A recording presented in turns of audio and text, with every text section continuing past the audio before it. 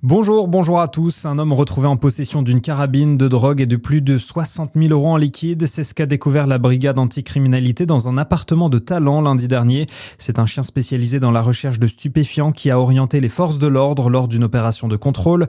Le jeune homme de 28 ans, récidiviste, avait par ailleurs l'interdiction de paraître en Côte d'Or. Il a avoué consommer la drogue mais nie être le propriétaire de l'argent.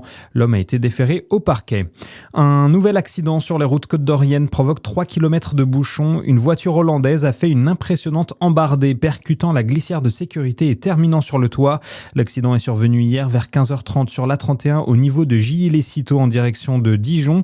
La famille se trouvant dans le véhicule n'aurait pas été blessée, mais la mère et un bébé de 11 mois ont été transportés au CHU de Dijon pour des examens préventifs.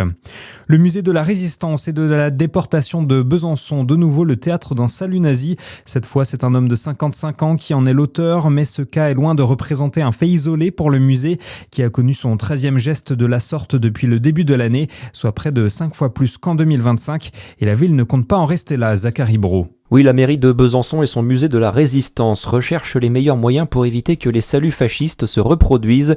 Déjà, un écriteau a été placé sous le drapeau du Troisième Reich dans la salle 3 du musée. C'est là que sont effectués les gestes. Le texte rappelle que l'auteur d'un salut nazi encourt 5 ans d'emprisonnement et 45 000 euros d'amende. Ensuite, le musée ne laisse entrer aucune personne portant sur elle un quelconque signe rappelant le régime nazi.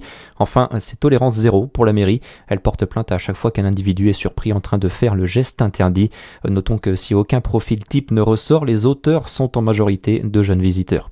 L'homme interpellé et placé en garde à vue dimanche doit débourser 300 € de contribution citoyenne. Il est aussi convoqué devant le délégué du procureur de la République en novembre prochain. Dans le reste de l'actu, Joël Le Squarnec n'en a pas fini avec la justice. Le parquet de Lorient annonce l'ouverture d'une information judiciaire pour 40 agressions sexuelles et 10 viols supplémentaires. Des faits non prescrits commis entre 1987 et 2017. L'ex-chirurgien a été condamné au printemps 2025 à la peine maximale de 20 ans de réclusion pour des viols et agressions sexuelles sur près de 300 victimes, la plupart des patients mineurs en état d'endormissement au moment des faits. Vous craignez peut-être son annulation, mais le Golden Coast aura bien lieu du 28 au 30 août prochain. Bientôt, votre météo sur Fréquence Plus.